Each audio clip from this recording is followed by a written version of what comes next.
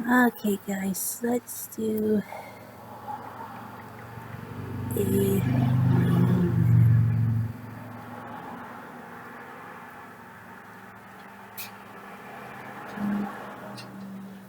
um Mojo videos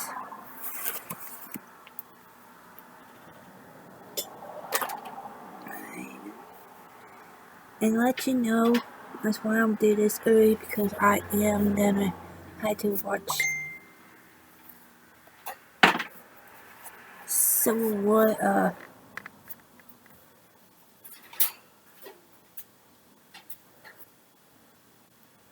Yeah, try to make Civil War live stream. Um, let's do.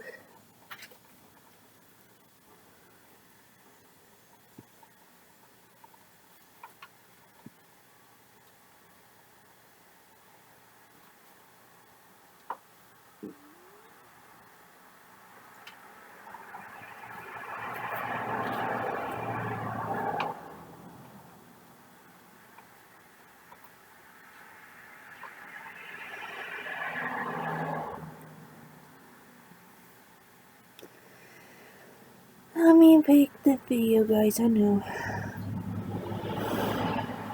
Let's do. That's 23 minutes. Um.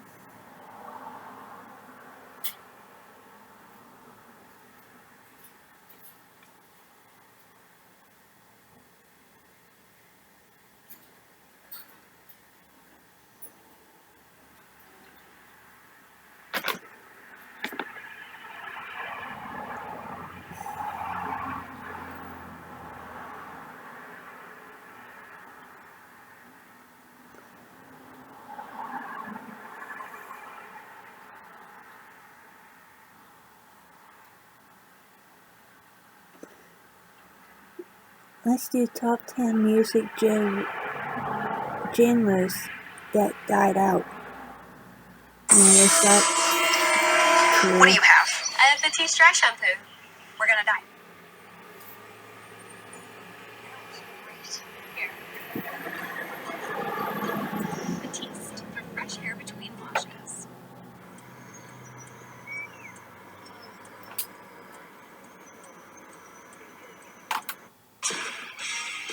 All things, good or bad, must come to an end, and music trends are no exception. Welcome to WatchMojo.com, and today we'll be counting down our picks for the top 10 music genres that died out. Before we begin, we publish new videos every day, so be sure to subscribe for more great content. For this list, we're looking at the most significant musical genres to ever burn out or fade away. To be considered, any given genre needs to have experienced a period of relative mainstream popularity before subsequently falling out of favor with the masses. Sure, there are likely plenty of bands still playing in each of these musical styles, but if a genre is featured on this list, its heyday has undeniably come and gone.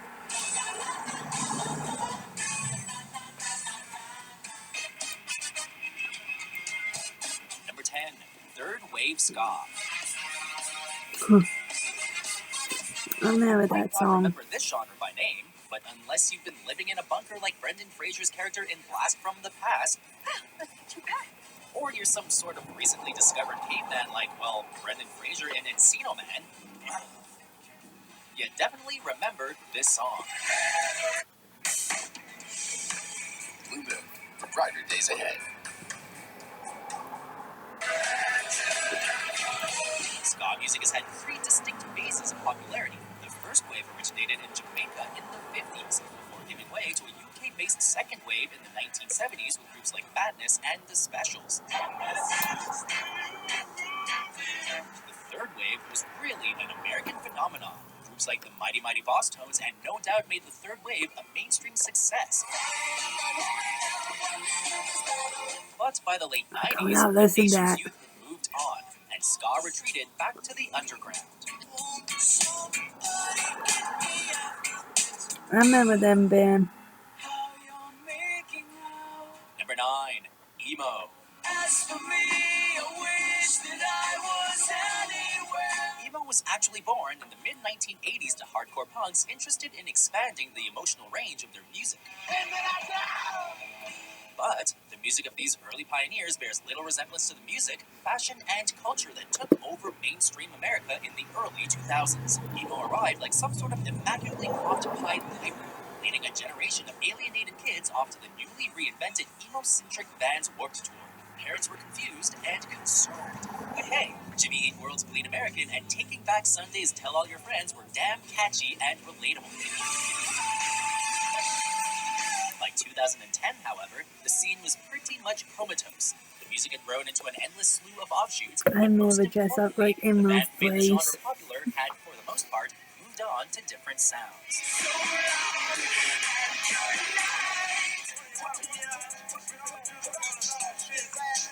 Number 8, Six Mafia. This distinct subgenre of hip-hop was pioneered in the 1990s by the heavyweights 3-6 Mafia, but it really broke into the mainstream in the mid-2000s, thanks in no little part to the main man with the chalice, grills, and seemingly permanent sunglasses, Lil Jon.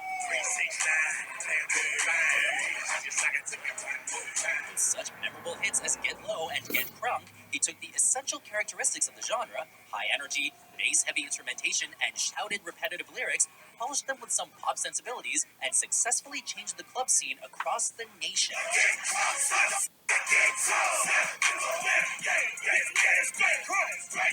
Any musical genre with that distinct of a sound can only hold out so long, and by 2009, the genre that began as Crazy Drunk had entered its hangover phase. I like the way she rock her music.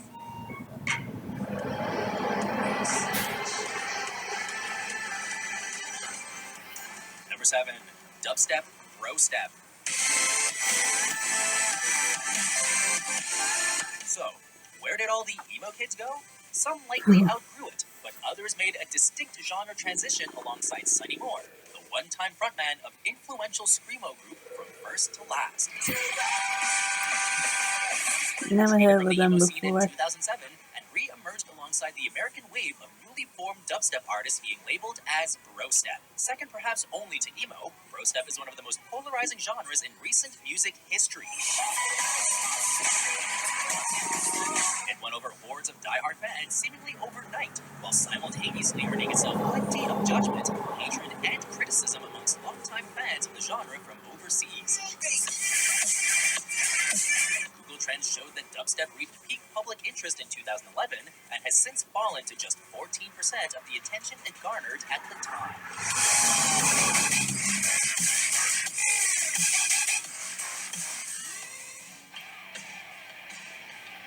Number 6, hair metal. With its distinct fashion sense, stadium-ready music, and most importantly, copious amounts of hairspray, hair metal ruled the rock airwaves of the 1980s. Motley Crue, Poison, Guns N' Roses, these are just a few of the bands who brought their spectacle-centric brand of metal, also known as glam metal, to arenas around the world. Big, catchy guitar riffs, pop sensibilities, raw energy, and huge personalities captured the attention of the nation.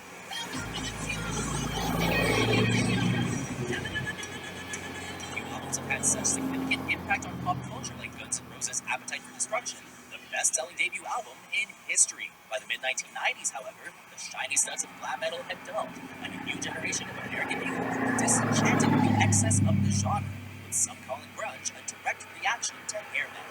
We're proud of the Bud Light name, but it's making people think there's beer in our great tasting seltzer, so we're gonna try covering it.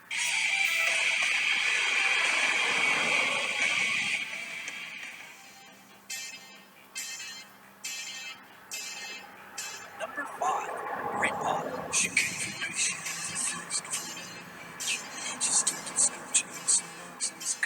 Grunge was a response to hair metal, but as the new it genre, grunge was bound to instigate a counter-movement of its very own, Britpop. If there's one thing that defined Britpop, it was a focus on British culture, a tuned to explicitly British subject matter and a reverence for the British music that came before it.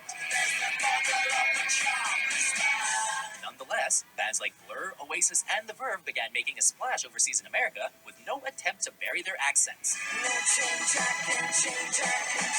But sometimes a genre hits so hard and so fast, it can't help but implode shortly after impact. Its heyday was in 1995 when Blur and Oasis went head-to-head in a chart battle. But Britpop was deemed dead just 2 years later when Oasis's third album failed to meet expectations.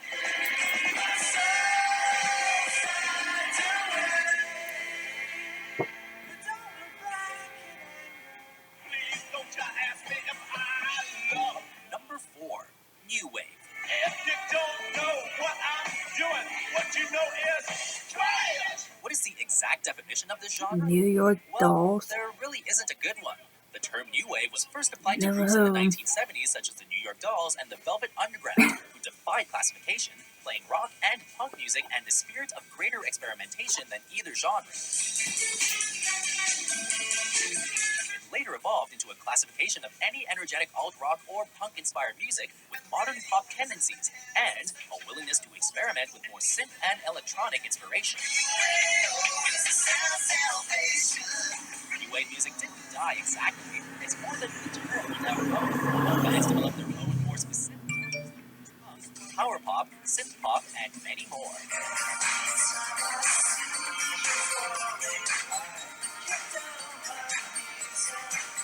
Suffocation, no breathing, don't give a.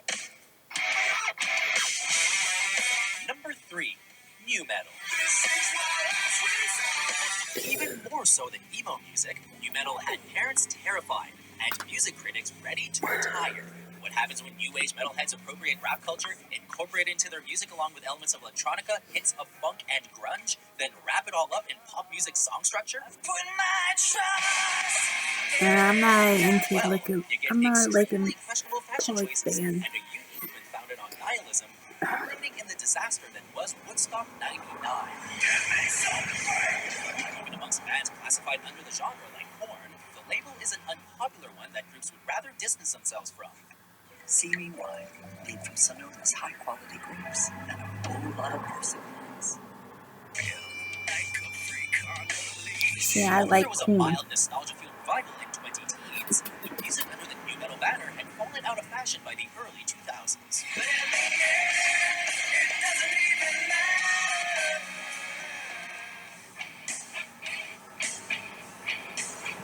Number 2. Grunge.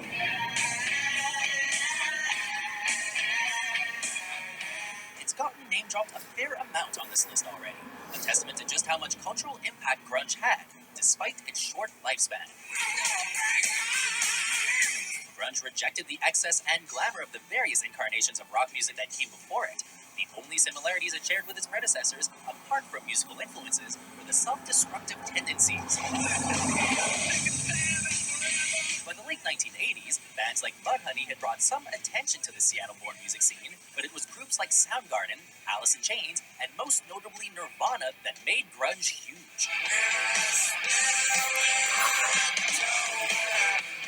By the turn of the I century, don't like however, them, the sorry. genre felt the weight of its own success, seeing a rise of radio-friendly post-grunge acts like Creed and Stained, while pioneering grunge groups disbanded.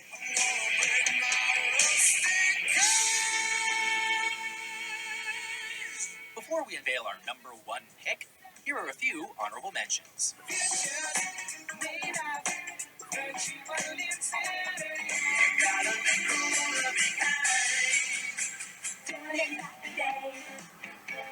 Number 1. Disco. No other word has appeared on more t-shirts followed by the word sucks than disco. While the other genres on our list had a period of peak popularity followed by a sleep or steady decline, disco is the only genre to have had a literal death date. On July 12, 1979, Disco Demolition Night was held at Comiskey Park in Chicago. Not even Harry Carey, then White Sox announcer, could control the frenzied crowd. A crowd of 50,000 showed up to their deep hatred for the genre. The event culminated in a riot as fans rushed the field after the ceremonial exploding of a box of disco vinyl. It's been called the night that disco died, and sure enough, it marked the start of a rapid decline in the popularity of the genre. That was a Tim Davenport native vocal again, releasing their 2013 album, Random Access Memories. Lose yourself to dance. I know you don't get a chance to take a break this summer. Do you agree with our picks? Check out these other great clips from Watch. Alright guys, I will see you in my second video, so I see you then.